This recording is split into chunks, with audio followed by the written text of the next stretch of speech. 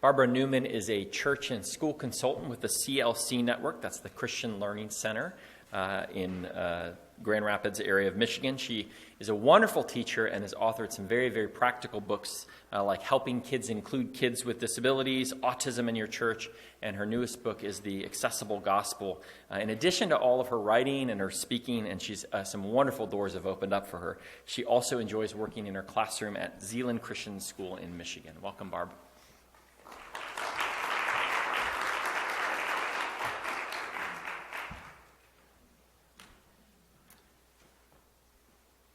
A welcoming congregation. I have taught at Zeeland Christian School for a long time. And for that many years, 26 of them, we have welcomed many kinds of learners into that school. And so we've had a lot of visitors. We've had visitors that have come in and said to me, would you please show me who's in the inclusion program? And they're expecting me to point out, you know, Robin, who has Down syndrome, and Carlos, who has autism, and another student that might have a behavioral challenge or different emotional wiring. And I always look at them and smile and say, would you just think about the question you just asked me? You just asked me, who is included in this school? And the answer to that would be everybody.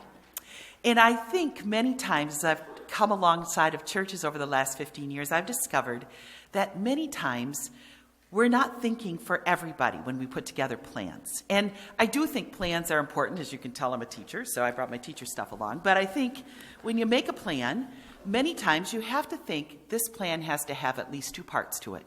We need to have some tools. We need to have some items available for the person who may then have access to worship in a different way. For example, I took something along that I bet many of you wish about now at time this morning you had. It's called a fidget pencil. Wouldn't that be good? Right? But for some people, by just having, instead of those mini golf pencils in the pew, if they had one of these, it would be a completely different service for that individual. Perhaps if you're in a youth group and you have an individual who really can't hang in there very long, you had some of this stuff. It's called TheraBand or exercise band that you could wrap around the front legs of the chair, slip your feet back behind there so you could push against it. You could say, wow, I can really be part of this community today because I've got something that can help me in this plan to be involved. And then maybe it's a fellowship night and you have an individual that could be involved if indeed they had a way to hold the cards for them. So you need to grab these before they're going out of style. Do you know what this is? Can you see it from there? Yeah, it's a phone book. Somebody had a circular saw, took it off. It makes one of the best card holders you will ever see. And so if you had that, that person could be welcome at the euchre tournament or whatever you're offering in your church. But maybe it's a conversation, right? That accessible conversation with God that happens on a Sunday morning where you're saying, I love you to God, time of adoration, whatever you call it. And maybe that person doesn't have any words to speak, but if you had some tools for that person, something to wave, right? That person could participate in that part of the service. But that's where I want to bring up a two-part plan.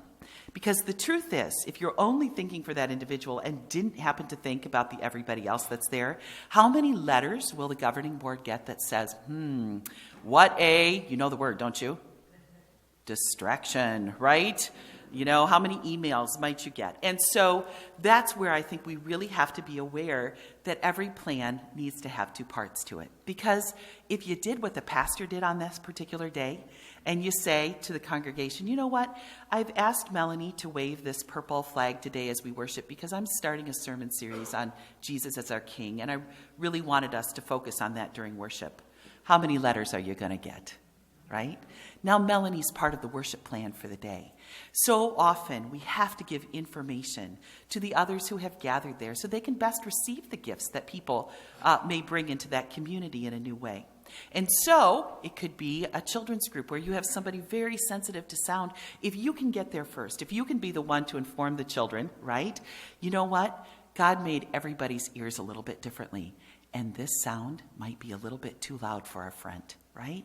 So we learn to speak at a 2 or a 3 instead of an 8 or a 9, right? And we learn to allow people to live together in community in new ways. Or maybe it's a youth group and it's your volunteers and they've never really included somebody who has autism. And so it's a chance for the youth group leaders to learn something, to learn about some of those differences and how that might impact the group that they're building together, that community called a youth group. So my advice is to think about a plan, and think about that this plan really doesn't include just the person with a disability. This plan includes everybody, and I'm so excited because whether you are here today and you're new at this journey, or whether you've been doing this for many years, no matter who you are, how delightful to think that when that person comes to your congregation, they're going to come check it out because they heard what you're doing in your congregation. And they're going to walk in the door and they're going to say to you, "So, who's included in your congregation?" You will be able to smile at them and say, "Well, sir, ma'am, that would be..." Yeah, good. Thank you.